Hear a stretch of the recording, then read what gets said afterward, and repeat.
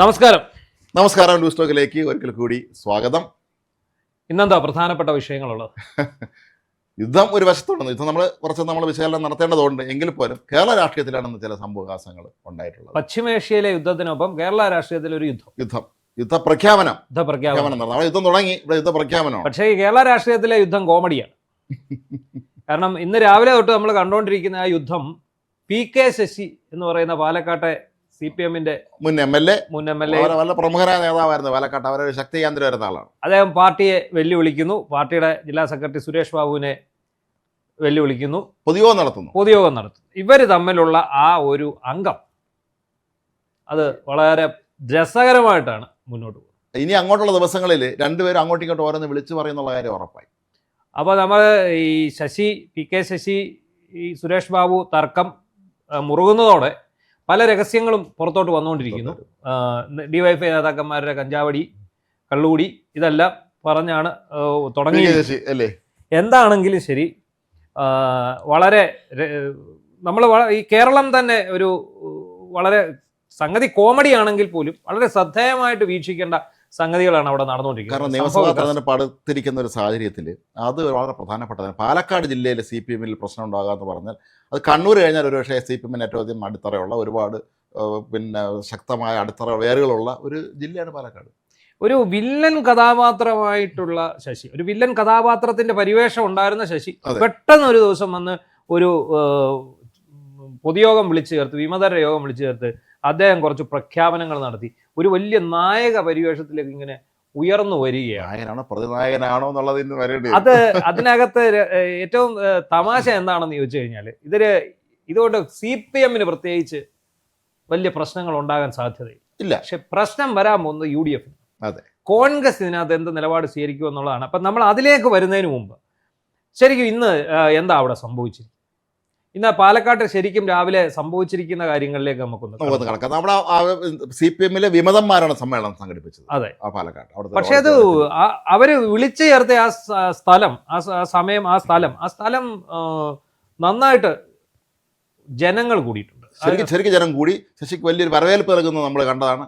പിന്നെ അതിന് പിന്നാലെ അദ്ദേഹം നടത്തിയ ആ പ്രസംഗമാണ് ഏറ്റവും ശ്രദ്ധേയമായി ആ വന്നിരിക്കുന്ന പ്രസംഗത്തിൽ ഉണ്ട്. അതായത് DYFI-യുടെ യൂത്ത് സെന്ററിൽ വെച്ച് സെക്രട്ടറി കഞ്ചാവ് കൊടുത്തു.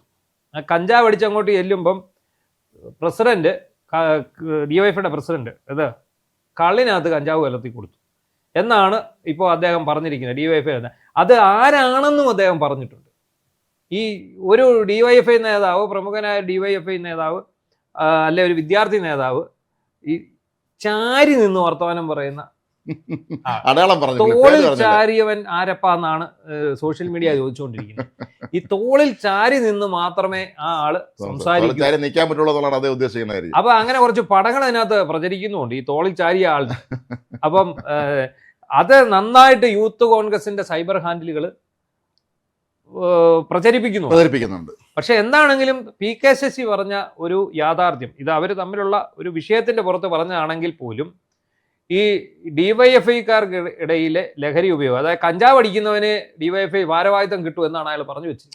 അതെ, പാർട്ടി ഓഫീസിൽ ഇരുന്ന് പോലും ലഹരി മരുന്ന് ഉപയോഗിക്കുന്നു എന്നാണ് അദ്ദേഹം പറഞ്ഞത്. മാത്രമല്ല അദ്ദേഹം പറഞ്ഞത് ജില്ലാ സെക്രട്ടറിക്ക് സ്പിരിറ്റ് കച്ചവടം ഉണ്ടെന്നാണ് അദ്ദേഹം പറഞ്ഞത്. സ്പിരിറ്റ് എന്ന കള്ള് വിൽക്കുന്നു, കള്ളിൽ സ്പിരിറ്റ് കലർത്തി വിൽക്കുന്നു. നമുക്ക് അറിയാലോ, കൊഴിഞ്ഞാമ്പാറ നമ്മൾ പാലക്കാട് ജോലി ചെയ്തപ്പോൾ നമുക്കറിയില്ല, കൊഴിഞ്ഞാമ്പാറ മേഖല കൂടെയാണ് ഇത് കടന്നു വരുന്നത്. കൊഴിഞ്ഞാമ്പാറ വഴി ആണ് ഈ സ്പിരിറ്റ് പലപ്പോഴും തമിഴ്നാട്ടിൽ നിന്ന് കടന്നു വരാറുള്ളത്. തമിഴ്നാടുമായി ഏറ്റവും അടുത്ത ഒരു ജില്ല എന്നുള്ള നിലയിൽ ഈ പാലക്കാട്ടിന് ഒരുപാട് പ്രത്യേകതകളുണ്ട്.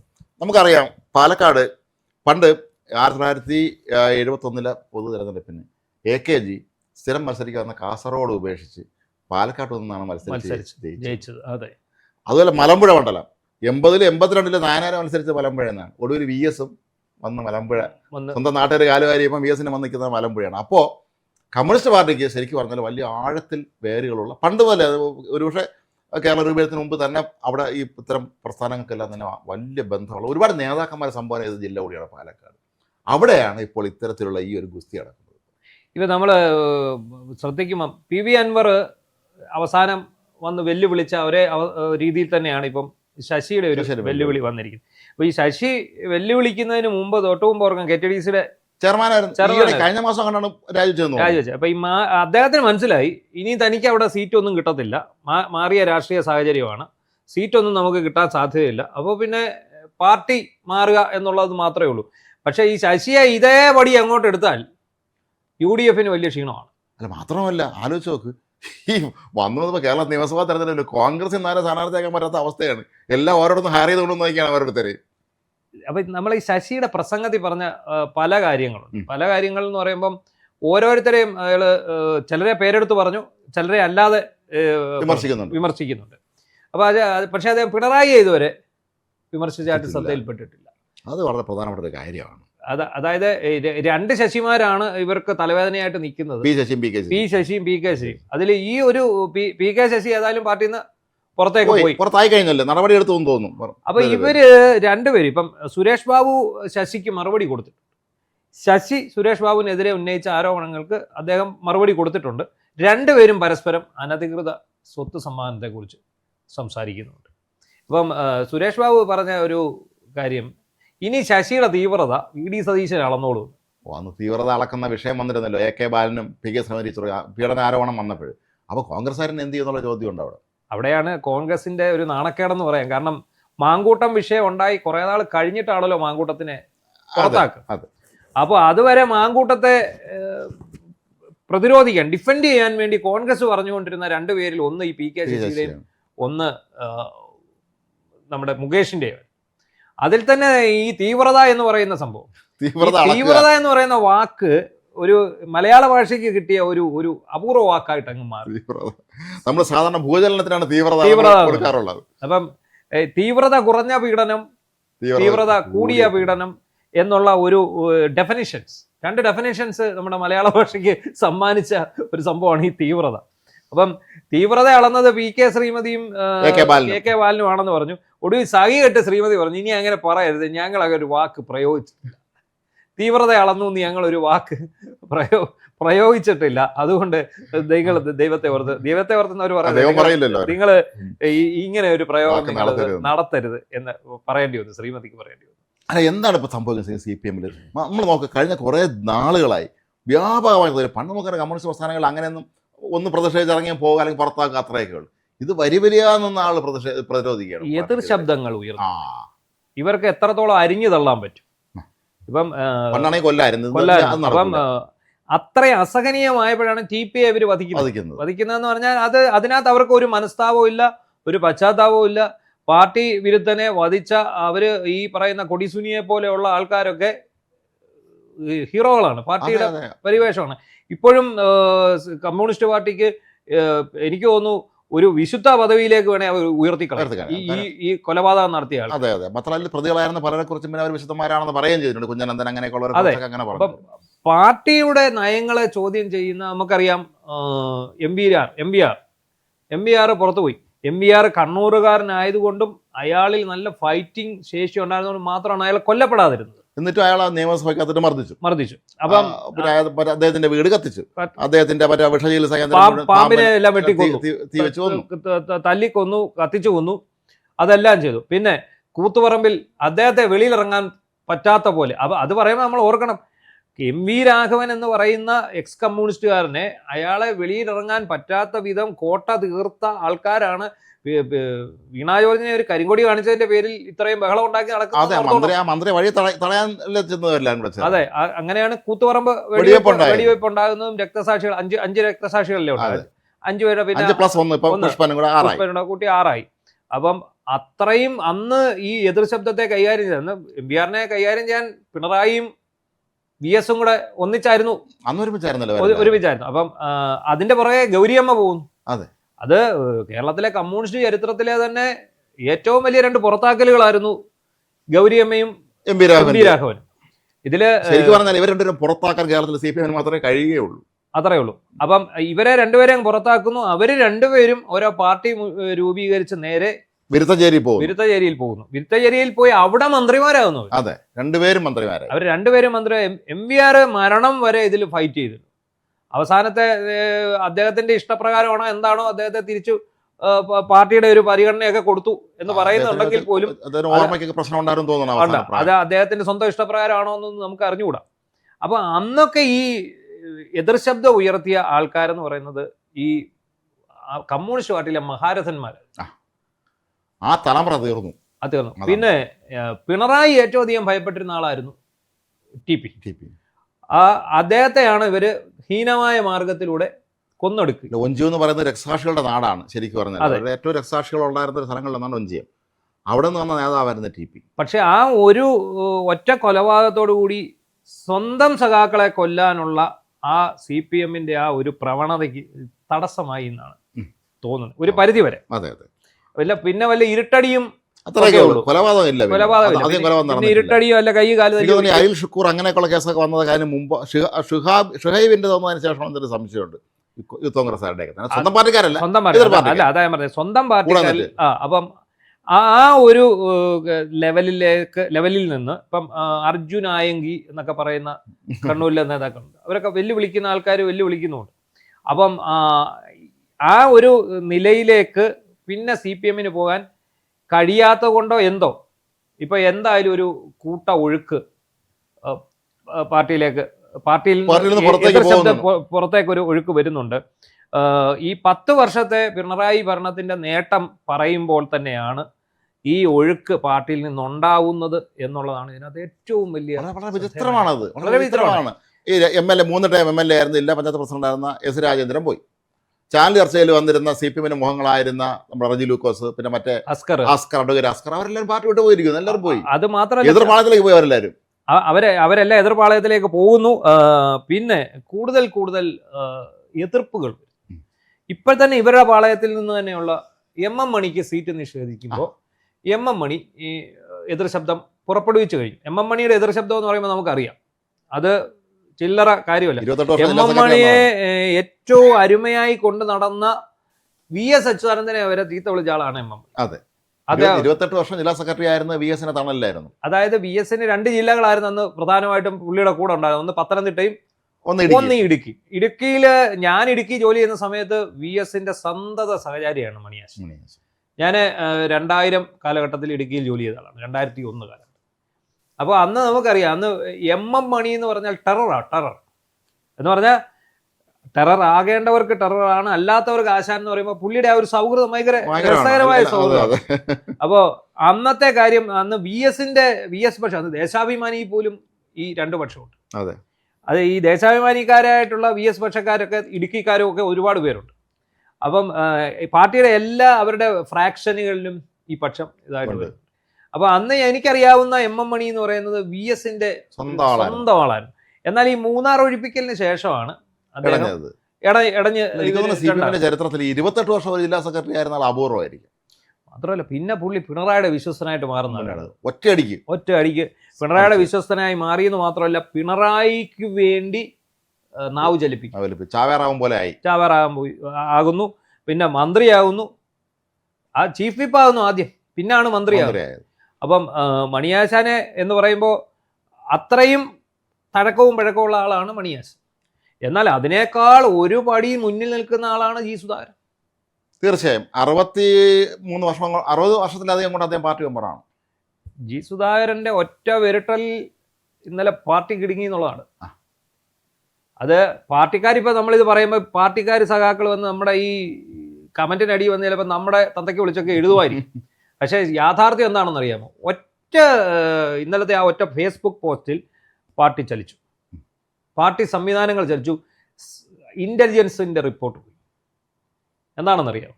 ഇന്റലിജൻസ് സംവിധാനങ്ങൾ അപ്പോഴേ റിപ്പോർട്ട് അറിയിച്ചത് മറ്റൊന്നുമല്ല, ഇദ്ദേഹം UDF സ്വതന്ത്രനായിട്ട് മത്സരിക്കും. UDF റെഡിയാണ്. UDF അമ്പലപ്പുഴ സീറ്റ് UDF-ന് കിട്ടത്തില്ലെന്ന് UDF-ന് അറിയാം. UDF അതുകൊണ്ട് തന്നെ റെഡിയാണ്.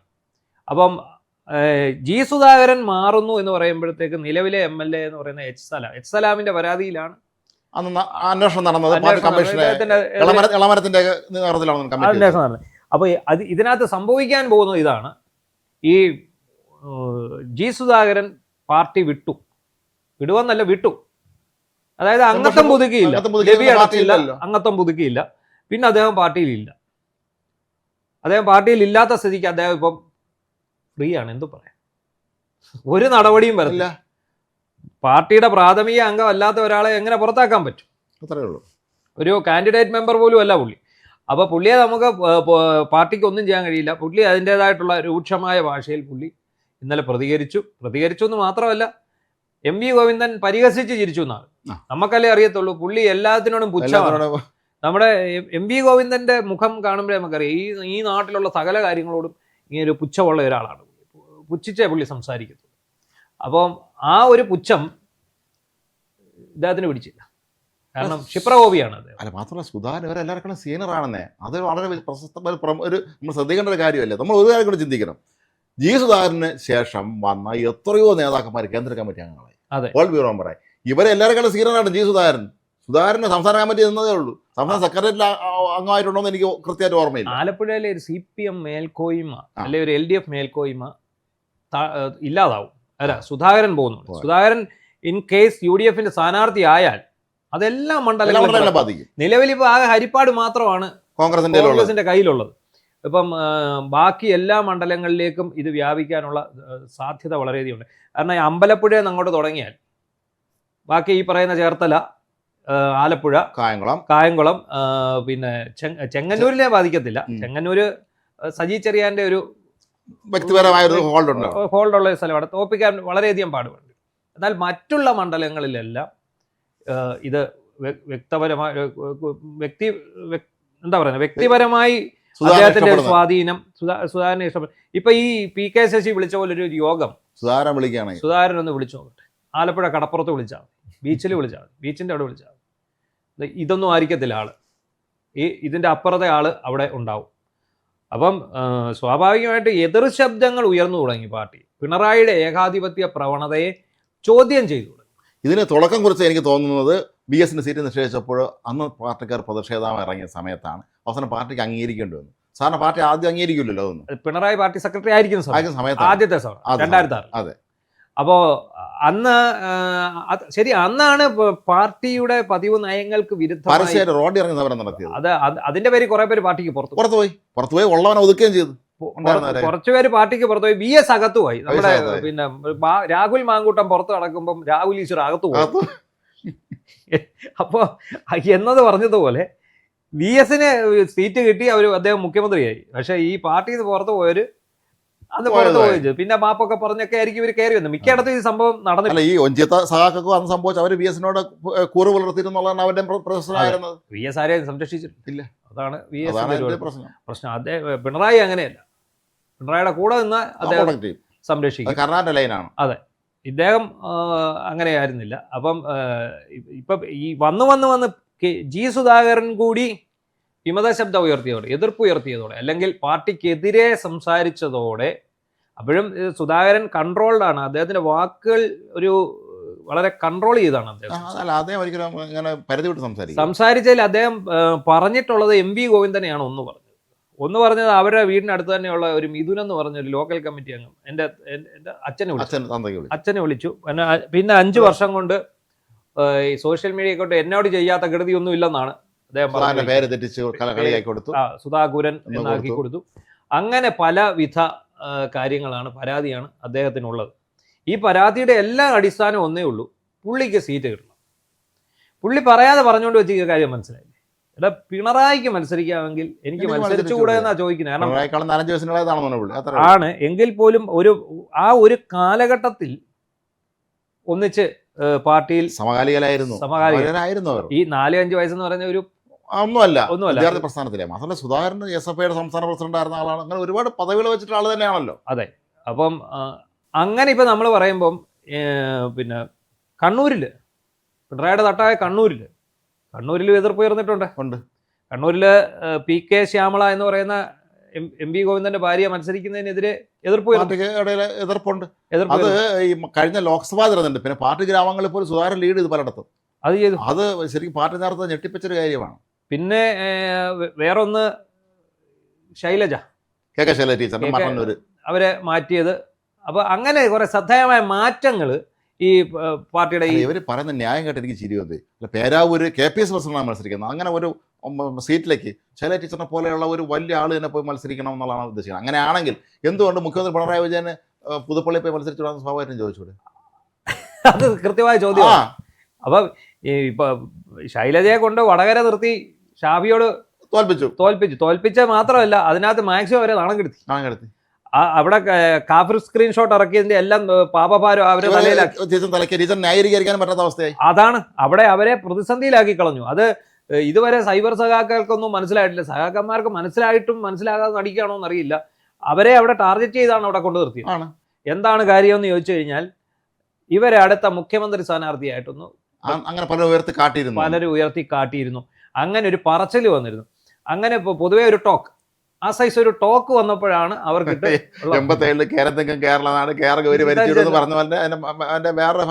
അപ്പൊ ആ ടോക്ക് എന്ത് പറഞ്ഞു, ആ ടോക്ക് വേണ്ട, അമ്മാതിരി ടോക്കൊന്നും വേണ്ട എന്ന് പറഞ്ഞിട്ടാണ് അവരെ ഒതുക്കിയിരിക്കുന്നത്. അവര് പേരാവൂര് ജയിക്കുമെന്നൊന്നും യാതൊരു പറയാനൊന്നും പറ്റില്ല. കാരണം പേരാവൂർ കോൺഗ്രസ് UDF-ന് വളരെ ശക്തിയാണ്. പണ്ട് അവർ ജയിച്ചിട്ടുള്ളത് ശരി തന്നെയാണ്. പക്ഷേ പേരാവൂരിനെ സംബന്ധിച്ചിടത്തോളം കോൺഗ്രസിന്റെ ഇരിക്കൂറും പേരാവൂരും ഒക്കെ കോൺഗ്രസിന്റെ വളരെ ശക്തമായ അടിത്തറയുള്ള സ്ഥലങ്ങൾ തന്നെയാണ്. മാത്രമല്ല സണ്ണി ജോസഫ് ഇപ്പോൾ അവിടെ മത്സരിക്കാൻ ചെല്ലുന്നത് സണ്ണി ജോസഫ് MLA ആയിട്ടില്ല, KPC പ്രസിഡന്റ് ആയിട്ടാണ്. അതെ, KPC പ്രസിഡന്റായിട്ട് അവിടെ ചെല്ലുന്ന ഒരാളിനെ ജയിപ്പിക്കേണ്ട കടമ അവിടുത്തെ കോൺഗ്രസ് പ്രവർത്തകരൊക്കെ ഉണ്ട്. അത് അവർ അഭിമാനത്തിന്റെ പ്രശ്നം കൂടെയാണ്.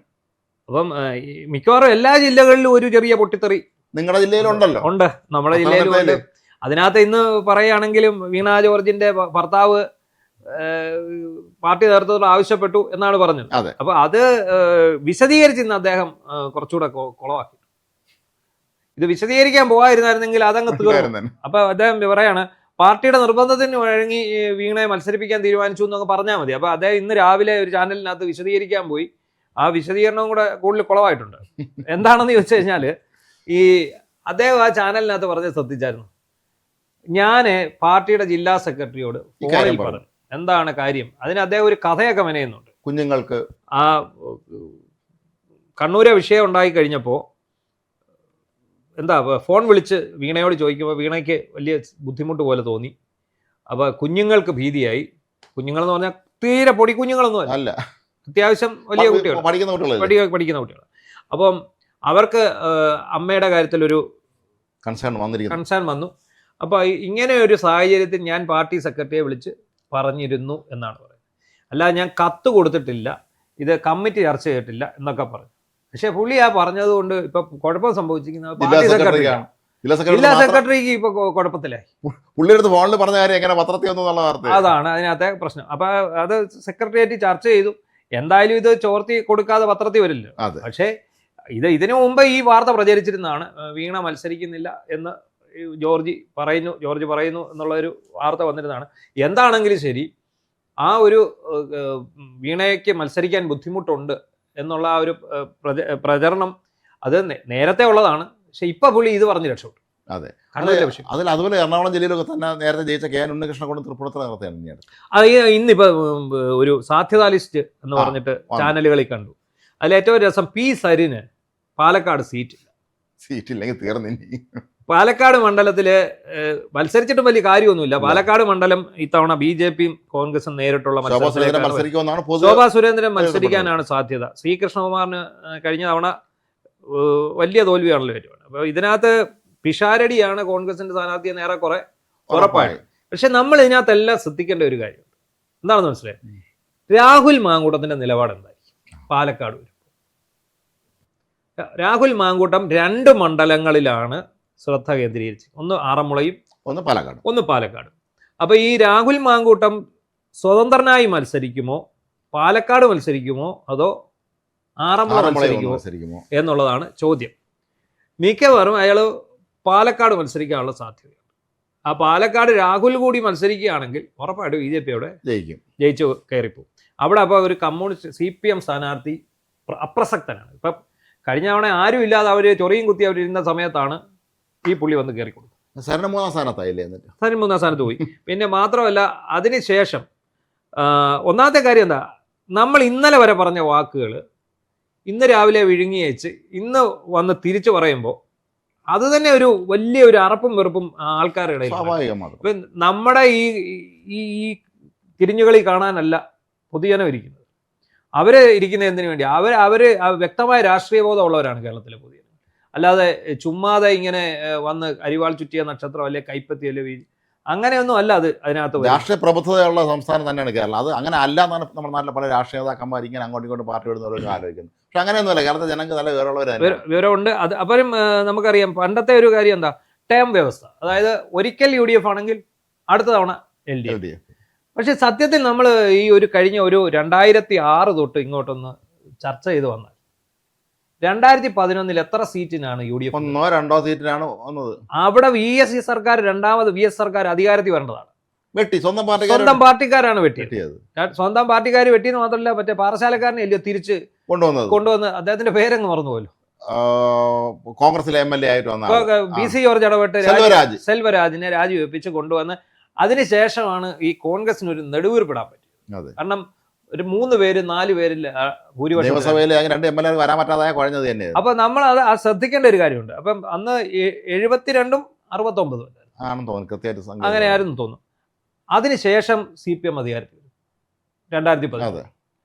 2021 അധികാരത്തിൽ വരും. അപ്പോഴെന്ത് സംഭവിക്കുന്നത്? 2016 VS അച്യുതാനന്ദനെ കാണിച്ചുകൊണ്ട് അധികാരത്തിൽ വരുന്നു.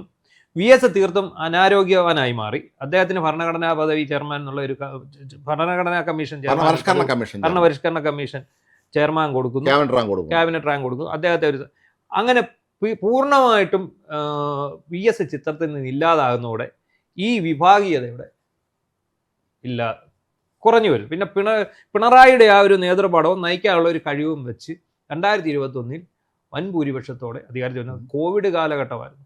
മാത്രമല്ല കോവിഡ് കാലഘട്ടത്തിൽ ഇവർ എന്തൊക്കെയോ ചെയ്തു എന്നൊക്കെ തീർക്കാൻ പിന്നെ കിറ്റ് കൊടുത്തു. ഈ സമയത്തെല്ലാം കിറ്റും ഒക്കെ കൊടുത്തു. അത് ആ ഒരു അതിൽ കയറി വന്നു. അപ്പോഴും നമ്മൾ മനസ്സിലാക്കേണ്ട ഒരു കാര്യം, കേരളം ഇടതുപക്ഷത്തിനൊപ്പം നിൽക്കുന്ന ഒരു സ്റ്റേറ്റാണ്. ഇവിടെ UDF ഭരണം പിടിച്ചിരിക്കുന്ന ഈ മഹാന്മാരുടെ ഗുണം കൊണ്ടൊന്നും ഇവരുടെ കയ്യിൽ. അത് അന്ന് ഉമ്മൻചാണ്ടി മുഖ്യമന്ത്രി ആയത് 2011 മുഖ്യമന്ത്രി ആയത് ഭാഗ്യം കൊണ്ടാണ്. അത്രേ ഉള്ളൂ. CPM-കാർ കാലുവാരില്ലെങ്കിൽ VS വീണ്ടും മുഖ്യമന്ത്രി. അപ്പൊ ആ ഒരു ടേം വെച്ച് നമ്മൾ അളന്നു വന്നാൽ, അല്ലെ കണക്ക് കൂട്ടി വന്നാൽ, ശരിക്കും ഈ ഒരു ഭരണ തുടർച്ചയ്ക്കുള്ള ഒരു സാഹചര്യം ഇല്ലാതില്ല. അത് നമുക്ക് പറയാതിരിക്കാൻ നിർവാഹമില്ല. അപ്പൊ ഏതായാലും നമ്മൾ ചർച്ച അവസാനിക്കാൻ സമയം നമുക്ക് 1 മിനിറ്റ് നമുക്ക് നമ്മൾ യുദ്ധം കൊണ്ട് പിന്നെ UNA നമ്മൾ മുൻകൈ എടുത്ത് ചർച്ച ചെയ്ത് തന്നെയാണ്. എങ്കിലും അതിഗംഭീരമായി നമ്മൾ മുൻകൈ.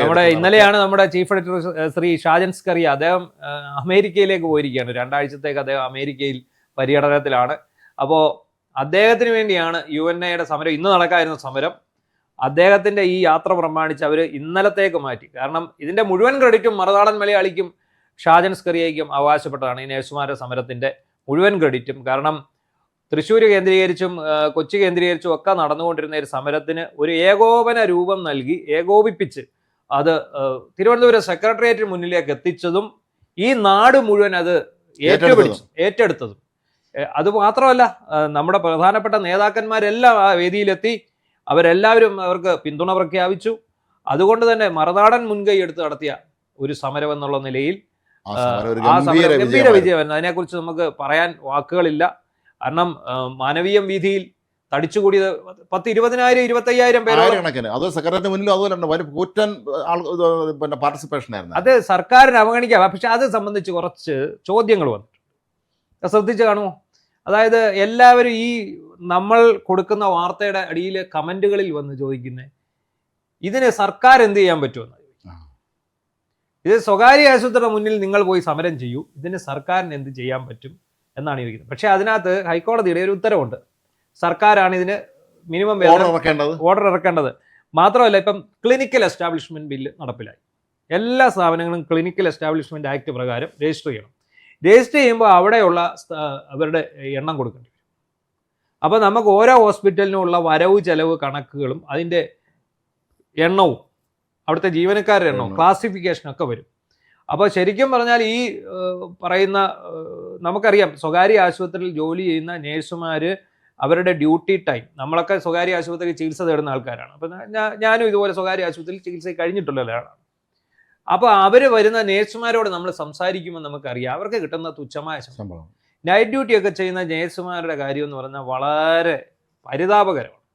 കാരണം ഇവർ വീട്ടിലെ അവസ്ഥയൊക്കെ ഓർത്തിട്ടാണ് വരുന്നത്. വീട്ടിൽ കൊച്ചു കുഞ്ഞുങ്ങളുണ്ട്, പ്രായം ചെന്ന മാതാപിതാക്കളുണ്ട്, ഇവരെയൊക്കെ ഇട്ടിട്ടാണ് ഇവർ വരുന്നത്. ഇപ്പം ഇവരെ ഡ്യൂട്ടി ടൈം വൈകിട്ട് 6 തൊട്ട് 6 മണി വരെയാണെന്ന് വിചാരിക്കുക.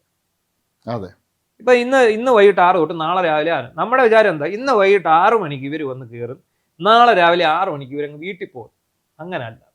ഇവർ ഈ 6 മണിക്ക് വന്നു കഴിയുമ്പോൾ രാവിലത്തെ ഷിഫ്റ്റിന് വരുന്ന നേഴ്സുമാരുണ്ട്. അപ്പോൾ ആ നേഴ്സുമാർ വരുമ്പോൾ ഇവർക്ക് ഓവർ കൊടുക്കുക എന്ന് പറഞ്ഞിട്ട് പരിപാടി. അതായത് ഓരോ പേഷ്യൻറ്റിനും നമ്മൾ കൊടുത്തിരുന്ന കെയർ, മെഡിസിൻ, റൗണ്ട്സ് ഡീറ്റെയിൽസ്, ഓരോ പേഷ്യൻറ്റിൻ്റെ സ്ഥിതി, ഇനിയും അടുത്തതായിട്ട് അവർക്ക് കൊടുക്കേണ്ട മെഡിസിൻ, അടുത്ത മണിക്കൂറിൽ കൊടുക്കേണ്ട മെഡിസിൻ, ഇതെല്ലാം കൃത്യമായിട്ട് എഴുതി ആ ആളിനെ ഏൽപ്പിച്ചിട്ട് ഇവർ വീട്ടിൽ പോകാൻ ഇറങ്ങുമ്പോൾ രാവിലെ 8:30 ഡ്യൂട്ടി ടൈം എപ്പോഴാണ്? 6 മണി ടു 6 മണി. അപ്പോൾ അവരുടെ ഡ്യൂട്ടി ടൈം എത്ര മണിക്കൂർ നീണ്ടു? 2.5 മണിക്കൂർ അധികമായിട്ട് നീണ്ടു. ഇതിന് ശേഷം ഈ പോകുന്ന ഇവർക്ക് വീട്ടിൽ ചെന്നൊന്നും ഉറങ്ങാനുള്ള സമയം പോലും കിട്ടത്തില്ല. അടുത്ത ഇപ്പം ബസ്സിനൊക്കെ വരുന്ന ആൾക്കാരൊക്കെയാണ് ഇച്ചിരി അകലെയുള്ള ഹോസ്പിറ്റലാണ്, 4 മണിയാകുമ്പോൾ അവർക്ക് വരണം. ഈ പറയുന്ന 6 മണി രാവിലെ 8:30 ഇറങ്ങി പോകുന്നു കരുതി വൈകിട്ടത്തെ 6 മണിയുടെ സമയത്ത് ഇളവൊന്നും വരികയില്ല. അതും ചെയ്തു കൊടുത്തേ പറ്റും. അപ്പൊ ഏതായാലും ഈ സമരം ഒരു വലിയൊരു വിജയമായി. സമരം വലിയ വിജയമാക്കി. അതിനകത്ത് ഞങ്ങൾക്ക് മറുനാടൻ വലിയ അഭിമാനമുണ്ട്. ചീഫ് എഡിറ്ററെ കാര്യത്തിൽ ഞങ്ങൾക്ക് വലിയ അഭിമാനമുണ്ട്. കാരണം അദ്ദേഹമാണ് ഈ ഒരു സമരത്തിന് നേതൃത്വം കൊടുത്തത്. അത് ജാസ്മിൻ ഷായെ പോലുള്ള യുണൈറ്റഡ് നേഴ്സസിന്റെ അസോസിയേഷന്റെ ഭാരവാഹികളും സമ്മതിക്കുന്നുണ്ട്. ഇന്നലെ വന്ന എല്ലാ രാഷ്ട്രീയ പാർട്ടിയിൽ നിന്ന്, ഇപ്പം BJP ന്നും കോൺഗ്രസിൽ നിന്നും എല്ലാ ആൾക്കാരും വന്നു. പിന്നെ ആം ആദ്മിയിൽ നിന്ന് വന്നു, ജോസ് കെ മാണി വന്നു, ജോസ് കെ മാണി സഹിതം വന്നു, പ്രസംഗിച്ചു. അപ്പം അവരെല്ലാം വന്നു ചേർന്നു. ആ സമരം വിജയമാക്കിയ മറ്റു മാധ്യമങ്ങളല്ല ഏറ്റുപിടിച്ചു. അതാണ് ഏറ്റവും ഭയങ്കരം. ഏറ്റവും വലിയ നല്ല കാര്യം എന്ന് പറയുന്നത് മറ്റു മാധ്യമങ്ങളും ഈ നേഴ്സുമാരുടെ കാര്യം ചർച്ച ചെയ്യാൻ മുന്നോട്ട് വന്നു എന്നുള്ളതാണ്. അപ്പം ആ നേഴ്സ് സമരം വിജയമാക്കി എല്ലാവർക്കും മറുനാടന്റെ പേരിലുള്ള ഒരു നന്ദി കൂടി പ്രകടിപ്പിച്ചുകൊണ്ട് ഈ യുദ്ധം എത്രയും വേഗം അവസാനിപ്പിക്കണം എന്നുള്ള ഒരു പ്രാർത്ഥനയോടുകൂടി നമുക്ക് നിർത്താം. നമസ്കാരം.